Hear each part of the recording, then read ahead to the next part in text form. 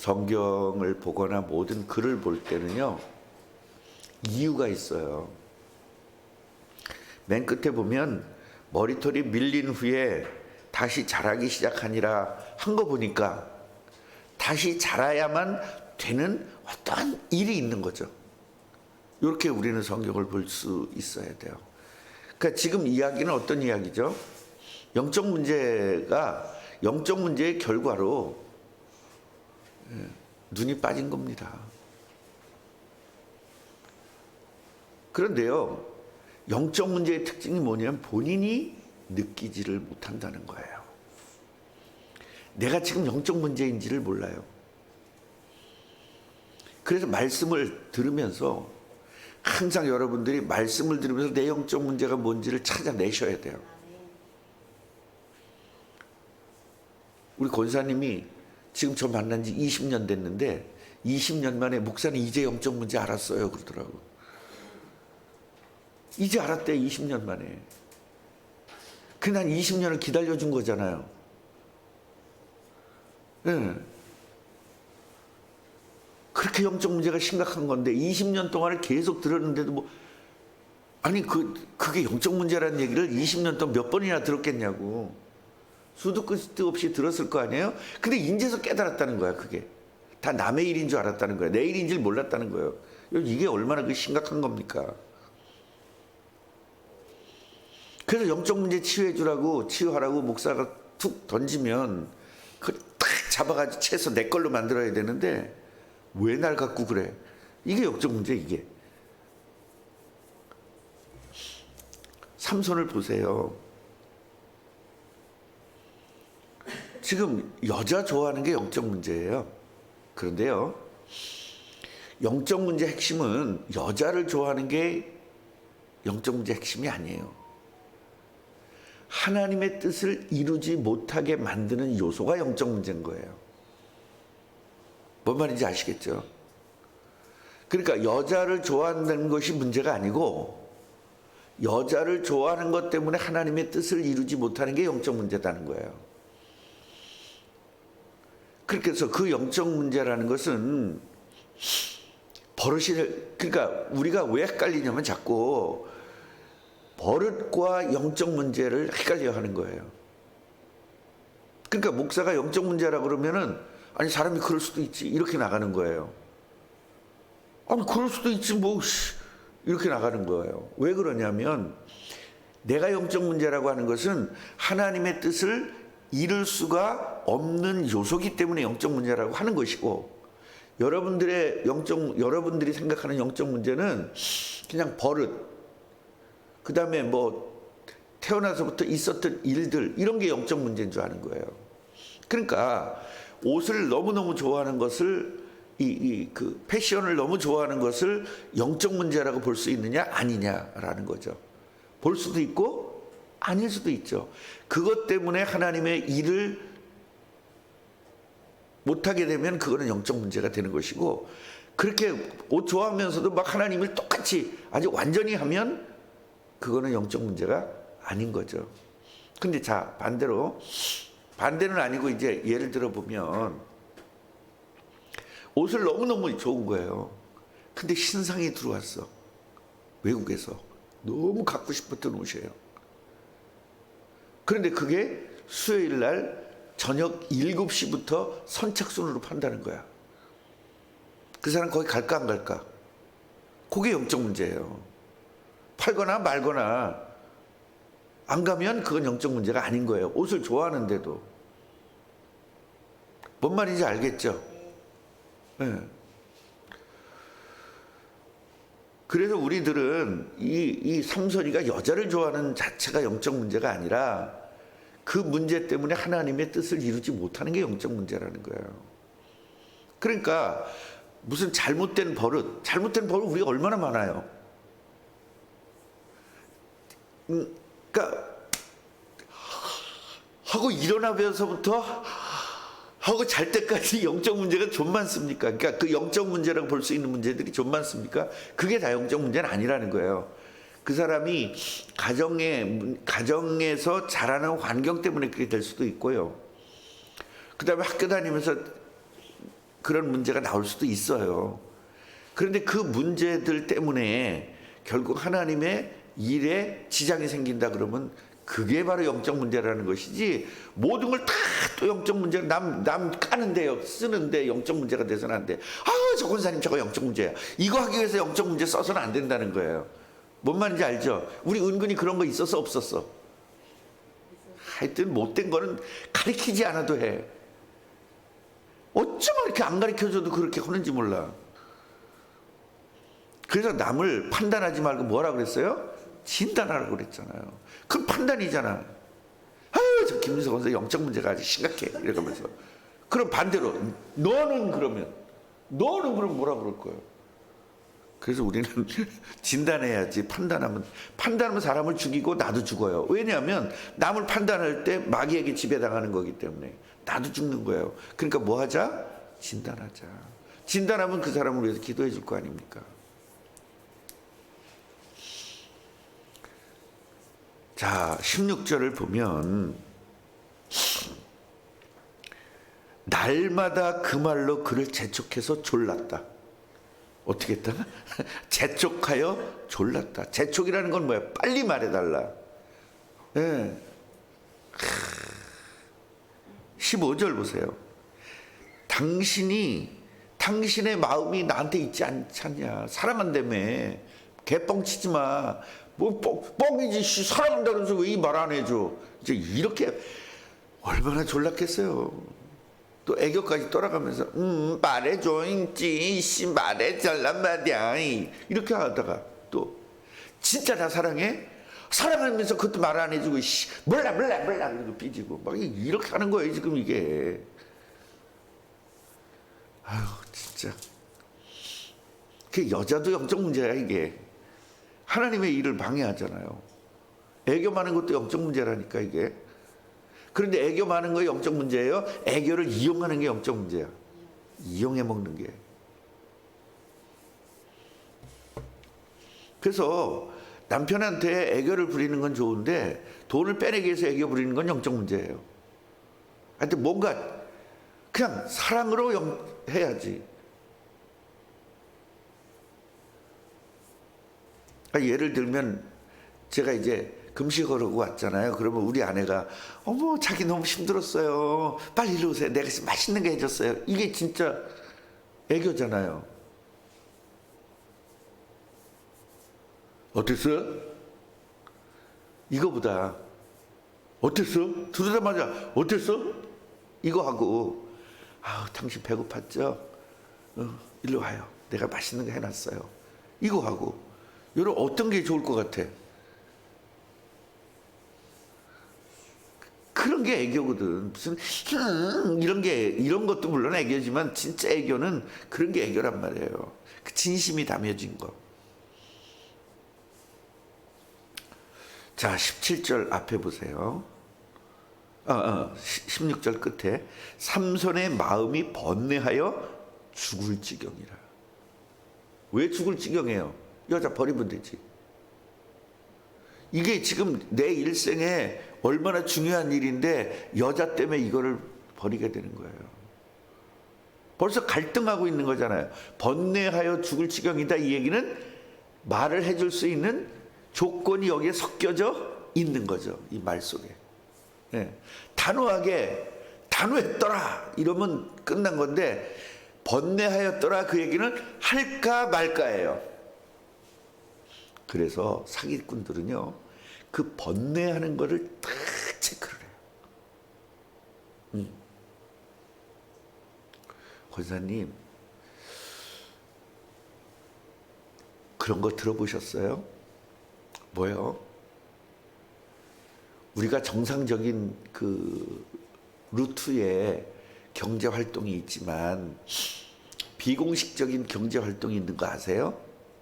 예를 들면요, 일본에 엔화가 들어와 가지고 뭐 굉장히 이자가 싸다든가, 또 아니면 박정희 대통령이 몰래 숨겨놨던 돈이 터져 나와 가지고 그 옛날 돈이니까 그걸 현대 돈으로 바꾸는 그런 작업 속에서 필요한 것들. 그 다음에 외국에서 금괴가 들어왔는데 이 금을 그냥 팔다가 걸리면 안 되니까 이런 것들을 움직이기 위해서 필요한 돈들, 이걸 단타라고 합니다. 장타는 길게 보고 돈을 버는 것이고 단타는 순간적으로 투자해서.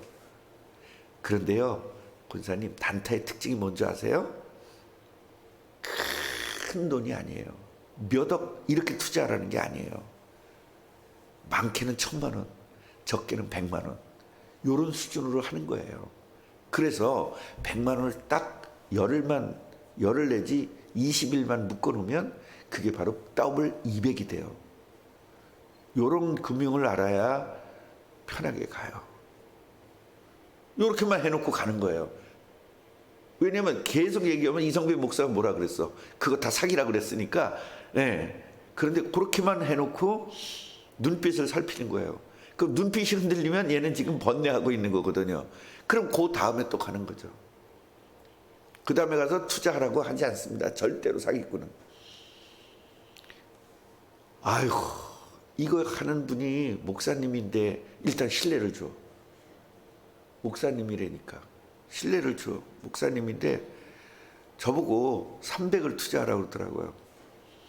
마침 내가 300이 생겨가지고 그걸 갖다, 아유, 이게 믿을 수가 있어요? 이런 말을?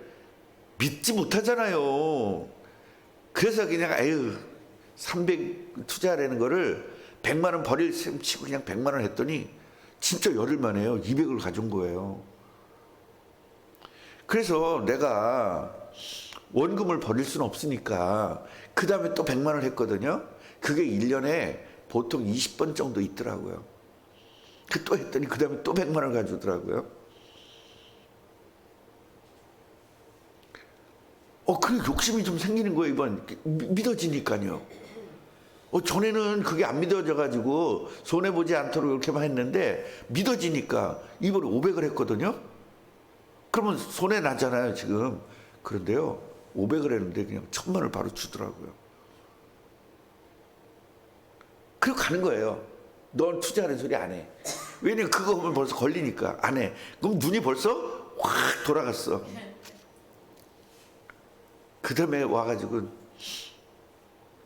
아우 이번에는 그 목사님이 그러는데 1,000만 원씩 하지 말고 항상 위험 요소가 있다. 아니 이렇게 말해줘. 또 신뢰를 주기 위해서. 이렇게 갑자기 돈이 많이 생기는 거는 위험 요소가 있을 수 있다. 그러니까 그 목사님이 그러더라고요. 1,000만 원 투자하지 말고 500씩만 투자하라고 그러더라고요. 신뢰가 확 돼 안 돼? 이제 완전 되죠. 눈이 확 간 거야 이제. 번뇌하는 거야. 죽을 지경이야. 헐까 말까. 근데 왜 나한테는 돈 달라는 소리 안 하지? 전화가 옵니다. 아유 집사님 그때 나한테 말했던 거 그거 언제 또 있어요? 그러면 이제 뭐죠? 낚시에 걸렸던 겁니다. 그러면 이 권사님은 지만 하는 게 아니라 주위의 사람들에게 다 해. 그 10명을 모아. 500씩 10명이면 얼마죠?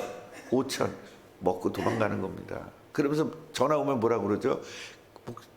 나도 손해봤어. 내가 더 손해봤어. 지가 더 손해봤대. 나도 손해봤다니까. 그래서 그 얘기했잖아 처음에. 항상 위험 요소는 있다. 그게 사실 2, 3년에 딱 한 번이래. 2, 3년에 한 번이래. 근데 이번에 재수없게 걸린 거야.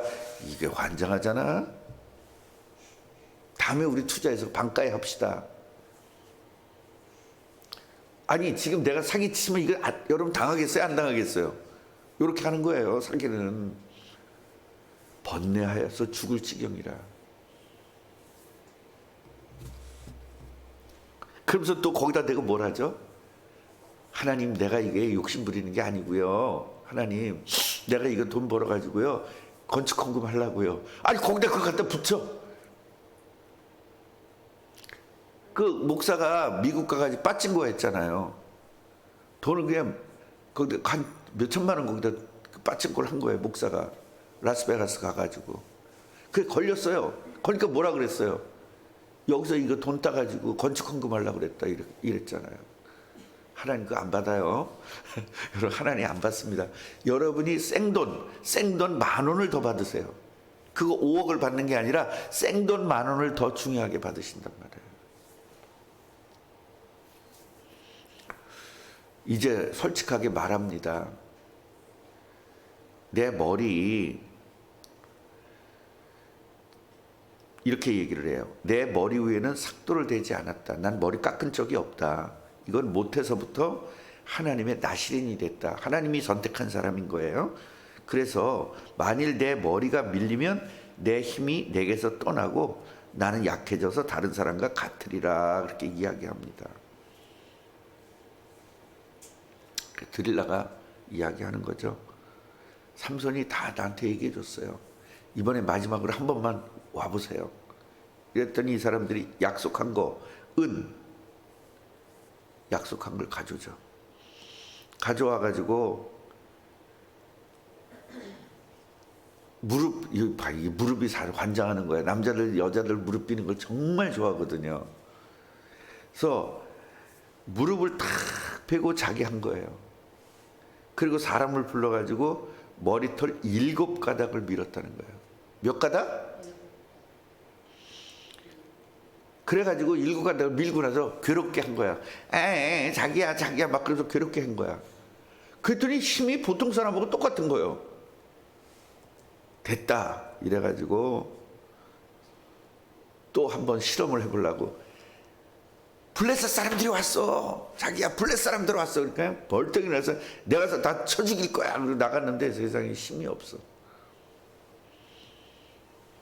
여호와께서 자기를 떠난지를 알지 못했대요. 영적 문제의 특징. 영적 문제가 아니었으면 빨리 캐치하죠. 그래서 제가 뭐라고 얘기했어요? 영혼에 예민하자 그랬잖아요. 이게 전부 예민한 거 안 하는 거예요. 지금 둔한 거예요. 여러분 예민해야 돼요. 영혼에. 그래야 죄를 안 져요. 그래서 블레셋 사람들이 그를 붙잡아 가가지고 눈을 빼고 끌고 가가지고 뭐해요? 맷돌을 돌리게 만들어요. 그러니까 이 일만 계속한 거죠. 이러다가 다시 자라기 시작하니라 한 거 보니까 다시 자라서 힘이 생길 필요가 있다는 걸 암시하고 있어요. 이렇게 해서 오늘 얘기가 끝나는 겁니다. 이 영적 문제의 특징은 뭐냐면 반복해서 당하는 거야. 이거는 그래서 영적 문제는 내가 아는 영적 문제가 있고 남은 모르는 영적 문제가 있어요. 그걸 숨겨진 영적 문제라고 해. 나는 아는데 남은 몰라. 그런 거 있잖아요. 그 다음에 남도 알고 나도 아는 영적 문제가 있어요. 이런 건 치유하기가 쉬워요. 그 다음에 남은 아는데 나는 모르는 거 있어. 이건 진짜 치유가 오래 걸려요. 남은 다 아는데 본인만 몰라. 우리 그런 거 있잖아요. 그런 거 있잖아요. 우리 교인들도 보면은 다 남들은 아우 저거 영적 문제인데 아는데 본인만 몰라. 이제 이런 거죠. 그래서 우리가 영적 문제만 예민하고, 그러니까 우리가 죽을 때까지 어차피 영적 문제 있는 거잖아요. 영적 문제에 눌리질 말란 말이에요. 영적 문제에 눌리지 말고 영적 문제는 뭐하다? 치유받는 거니까 계속적으로 우리는 예민해가지고 영적 문제 해결해야 돼요. 기도합시다. 하나님, 보통 문제가 아닙니다. 그 위대하게 사용되어야 될, 쓰임받아야 될 삼손이 이 영적 문제 때문에 블레셋 이겨야 되고 블레셋을 쳐부셔야 될 사람들이 블레셋에 조롱을 당하고 있습니다. 우리들도 영적 문제가 있어서 세상을 정복하고 지역을 정복하고 해야 될 사람들이 지역 사람들에게 조롱을 당하기도 합니다. 하나님, 우리 영적 문제 치유하여 주옵소서. 개인의 영적 문제들 치유되게 하옵소서.